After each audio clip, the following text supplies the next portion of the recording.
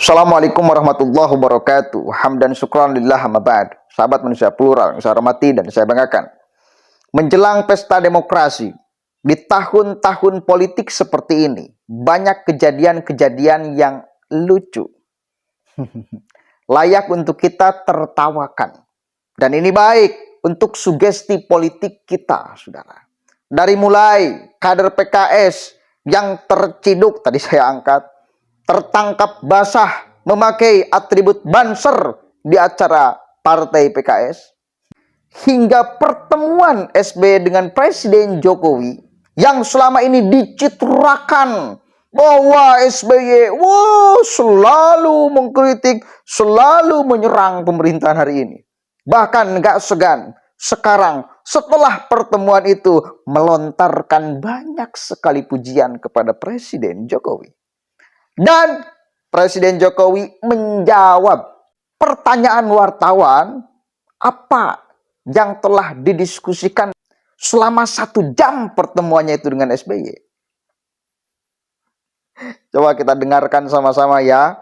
Ucapan SBY, lontaran pujian SBY, dan jawaban Presiden Jokowi mengenai esensi yang dibahas ketika bertemu dengan SBY.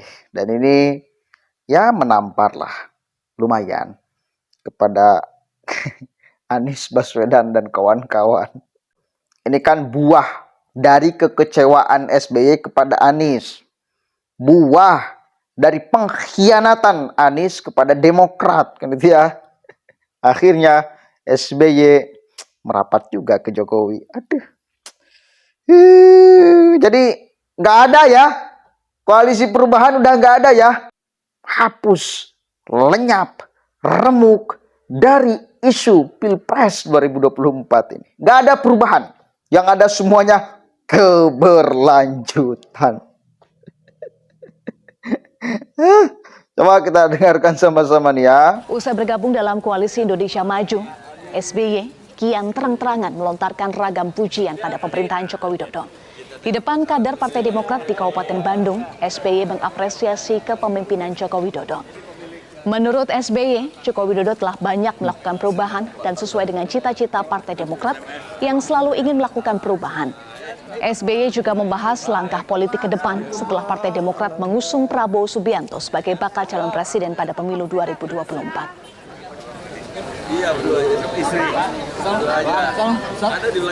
Semua kebijakan pembangunan, entah ekonomi, entah kesejahteraan rakyat, penegakan hukum, apapun yang dilakukan oleh semua pemimpin Indonesia, termasuk saya dan termasuk Pak Jokowi ini, yang sudah baik juga dilanjutkan. Tetapi setiap presiden meskipun ingin berbuat yang terbaik, ada sejumlah hal yang belum baik. Nah, itulah Demokrat punya komitmen dan tidak pernah berubah. Yang baik dilanjutkan, tadi itu yang belum baik diperbaiki. 5 tahun ke depan mesti ada yang diperbaiki. Dulu Pak Jokowi waktu memimpin Indonesia juga memperbaiki sejumlah hal yang rasanya belum baik. Tidak apa-apa, memang harus betul. Hari Senin, ya Senin sore kami bertemu hampir 1 jam, ya silaturahmi, berbincang-bincang, terutama mengenai 2024. yang dibicarakan apa ya? Rahasia. Ada pembahasan soal AHY nggak Pak? Masuk koalisi, masuk koalisi nggak Pak AHY? Rahasia. Apa Demokrat masuk kabinet Pak? Rahasia. Paketan Pak.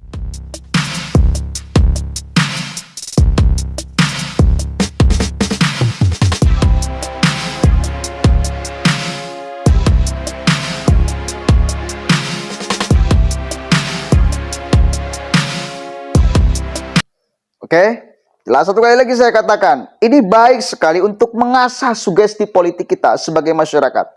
Jadi jangan sampai kita ini sebagai masyarakat hanya dijadikan kuda tunggangan bagi kepentingan. Kepentingan ya mereka-mereka yang punya kepentingan. Kita harus sadar sebagai masyarakat.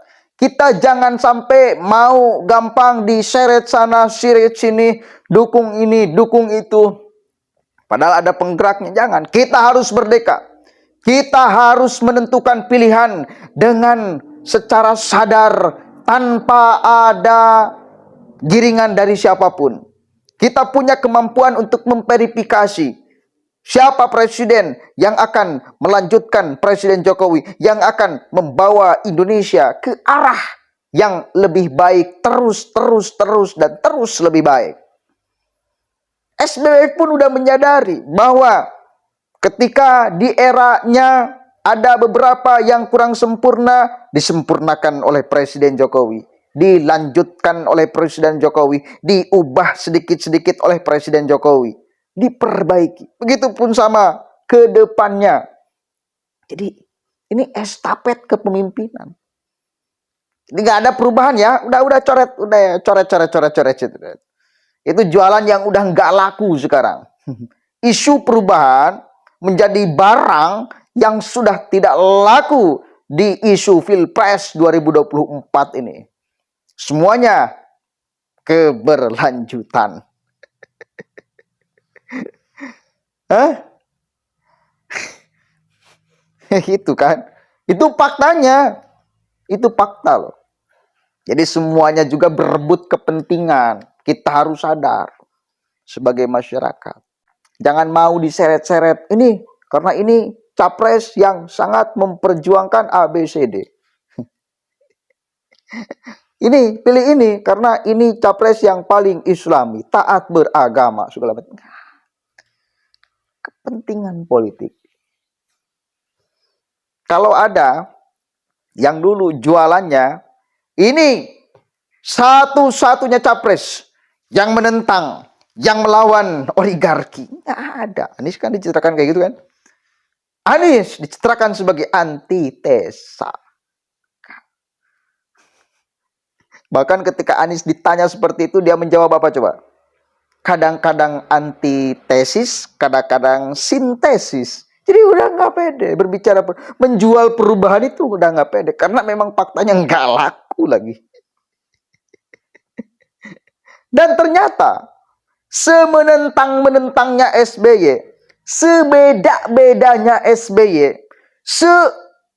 susah kita bayangkan untuk SBY bersama dengan Presiden Jokowi di dalam urusan berpolitik, di dalam urusan kepentingan politik, ternyata akur juga, menyatu juga. Jadi di sini kita harus sadar nih, kita harus paham bahwa semuanya ini atas dasar kepentingan.